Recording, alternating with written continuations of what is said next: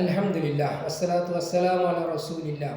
അല്ലാഹു അക്ബർ അല്ലാഹു അക്ബർ ലാ ഇലാഹ ഇല്ലല്ലാഹു അല്ലാഹു അക്ബർ വലില്ലാഹിൽ ഹംദ്. നോമ്പ് മാസത്തിന് ശേഷം വരുന്ന ഈദുൽ ഫിത്റിനെ കുറിച്ച് നമുക്ക് സംസാരിക്കാം. ഒരു മാസം നീണ്ടുനിന്ന വ്രതശുദ്ധിയുടെ പരിസമാപ്തിയാണ് ഈ ചെറിയ പെരുന്നാൾ. റമദാൻ മാസത്തിൽ നാം നേടിയ ആത്മീയ ഉന്നതിയെയും സഹനശക്തിയെയും ആഘോഷിക്കുന്ന ദിനമാണിത്. നോമ്പിൻ്റെ കഠിനാധ്വാനത്തിന് ശേഷം ലഭിക്കുന്ന സമ്മാനം പോലെയാണ് ഈ ചെറിയ പെരുന്നാൾ. ഒരു യാത്രക്കാരൻ തൻ്റെ ലക്ഷ്യസ്ഥാനത്ത് എത്തുമ്പോൾ അനുഭവിക്കുന്ന സന്തോഷം പോലെ ഈ പെരുന്നാൾ ദിനം നമ്മുടെ ഹൃദയങ്ങളിൽ ആനന്ദം നിറക്കുന്നു. പുത്തൻ വസ്ത്രങ്ങളും ശുദ്ധിയും. പെരുന്നാൾ ദിനത്തിൽ പുത്തൻ വസ്ത്രങ്ങൾ ധരിച്ച് സുഗന്ധം പൂശി വൃത്തിയായി ഈദ്ഗാഹിലേക്ക് പുറപ്പെടുന്നത് സുന്നത്താണ്. പുതിയ വസ്ത്രങ്ങൾ എന്നത് കേവലം ബാഹ്യമായ ഒരു പ്രകടനമല്ല, മറിച്ച് ഇനി പുതിയ വസ്ത്രം ഇല്ല എങ്കിലും കുഴപ്പമില്ല, വസ്ത്രം ശുദ്ധിയായാൽ മതി, മറിച്ച് നമ്മുടെ മനസ്സും ശരീരവും ശുദ്ധീകരിക്കപ്പെട്ടു എന്നതിൻ്റെ പ്രതീകം കൂടിയാണ്.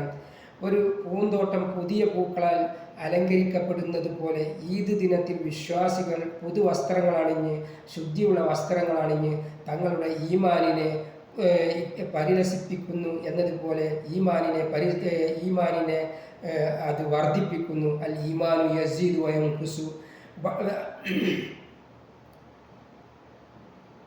പെരുന്നാൾ നമസ്കാരത്തിന് മുമ്പ് അഥവാ ചെറിയ പെരുന്നാൾ നമസ്കാരത്തിന് പോകുന്നതിന് മുമ്പ് എന്തെങ്കിലും ഭക്ഷിക്കുന്നത് നബി സല്ലല്ലാഹു അലൈഹി വസല്ലമയുടെ സുന്നത്തിൽപ്പെട്ടതാണ്. പ്രത്യേകിച്ച് ഈത്തപ്പഴം. നോമ്പിൻ്റെ പരിസമാപ്തിയെ ഇത് ഓർമ്മിപ്പിക്കുന്നു. പാവപ്പെട്ടവരെയും അഗതികളെയും സഹായിക്കാൻ ഈദുൽ ഫിത്റിന് മുമ്പായി ഫിത്ർ സക്കാത്ത് നൽകേണ്ടത് നിർബന്ധമാണ്. നമ്മുടെ സന്തോഷത്തിൽ അവരെയും പങ്കുചേർക്കുക എന്നതാണ് ഇതിൻ്റെ ലക്ഷ്യം.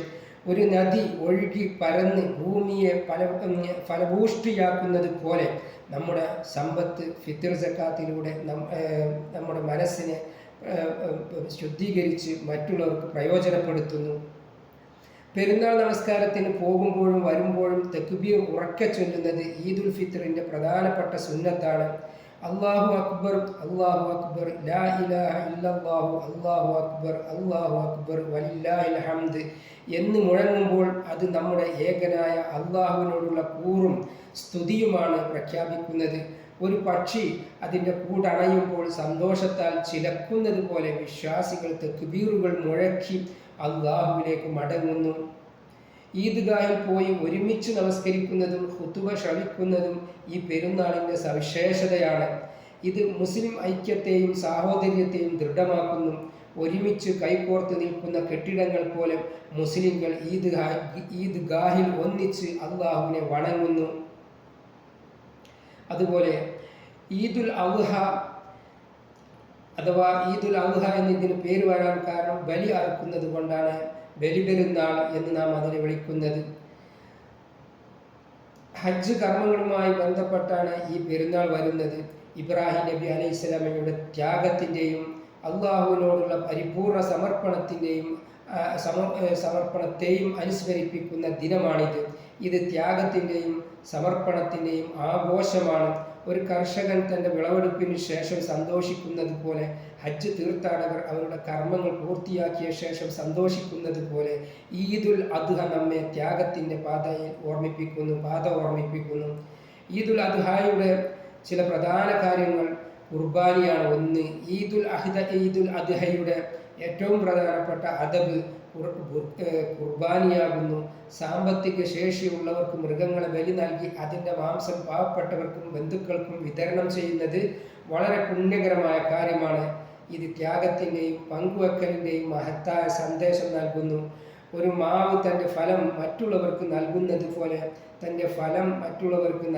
പോലെ കുർബാനിയിലൂടെ നമ്മുടെ സമ്പത്ത് മറ്റുള്ളവർക്ക് പ്രയോജനകരമാകുന്നു. അയ്യാമു തശ്രീഖ്. ഈദുൽ അദ്ഹയ്ക്ക് ശേഷമുള്ള 3 ദിവസങ്ങൾ ദുൽഹജ്ജ് 11, 12, 13 അയ്യാമു തശ്രീഖ് എന്നാണ് അറിയപ്പെടുന്നത്. ഈ ദിവസങ്ങളിലും തക്ബീറുകൾ ചൊല്ലുന്നത് സുന്നത്താണ്. പ്രത്യേകിച്ച് ഓരോ ഫർദ് നമസ്കാര ശേഷവും തക്ബീറുകൾ മുഴക്കി നാം അള്ളാഹുവിൻ്റെ മഹത്വം വാഴ്ത്തുന്നു. ഒരു താളമേളങ്ങൾ പോലെ തക്ബീറുകൾ നമ്മുടെ ഹൃദയങ്ങളിലും എല്ലാ കുന്നുകളിലും മലകളിലും മുകളിലും ഒക്കെ തക്ബീറുകൾ മുഴങ്ങിക്കൊണ്ടിരിക്കണം. അള്ളാഹുവിനോടുള്ള സ്നേഹം അങ്ങനെ നമ്മുടെ ഹൃദയത്തിൽ നാം നിറക്കുന്നു. അയ്യാമു തശ്രീഖ് ദിവസങ്ങളിൽ നോമ്പ് നോക്കുന്നത് ഹറാമാണ്. കാരണം ഇത് ഭക്ഷണത്തിൻ്റെയും ആനന്ദത്തിൻ്റെയും ദിനങ്ങളാണ്. നബി സല്ലല്ലാഹു അലൈഹി വസല്ലം പറഞ്ഞിട്ടുണ്ട്, ആദൽ യോമു അക്ലു വശുർബ്, കുടിയുടെയും തീറ്റയുടെയും ദിനങ്ങളാകുന്നു. അള്ളാഹുവിൻ്റെ അനുഗ്രഹങ്ങളെ നാം ആഘോഷിക്കുകയാണ് ചെയ്യുന്നത്. ഈദുൽ അദ്ഹ ഹജ്ജ് കർമ്മങ്ങളുമായി ബന്ധപ്പെട്ട് കിടക്കുന്നതിനാൽ ഹജ്ജിൻ്റെ പ്രാധാന്യത്തെക്കുറിച്ച് ചിന്തിക്കേണ്ടത് അത്യാവശ്യമാണ്. ഹജ്ജ് ഇസ്ലാമിൻ്റെ പഞ്ചസ്തംഭങ്ങളിൽ ഒന്നാണ്. അത് ഐക്യത്തിൻ്റെയും സമത്വത്തിൻ്റെയും വലിയ പാഠങ്ങൾ നൽകുന്നു. ലോകത്തിൻ്റെ വിവിധ ഭാഗങ്ങളിൽ നിന്നുള്ള ആളുകൾ ഓരോ വസ്ത്രം ധരിച്ച് ഓരോ ലക്ഷ്യത്തിനായി ഒരുമിച്ച് കൂടുന്നത് ഒരേ ലക്ഷ്യത്തിനായി ഒരുമിച്ച് കൂടുന്നത് മനുഷ്യ സാഹോദര്യത്തിൻ്റെ മനോഹരമായ കാഴ്ചയാണ്. ചുരുക്കത്തിൽ ഈദുൽ ഫിത്ർ വ്രതാനുഷ്ഠാനത്തിൻ്റെ വിജയവും ആത്മീയ ശുദ്ധീകരണവും ആഘോഷിക്കുന്നു എങ്കിൽ ഈദുൽ അദ്ഹ ത്യാഗത്തിൻ്റെയും സമർപ്പണത്തിൻ്റെയും സാഹോദര്യത്തിൻ്റെയും പാഠങ്ങൾ നമ്മളെ പഠിപ്പിക്കുന്നു.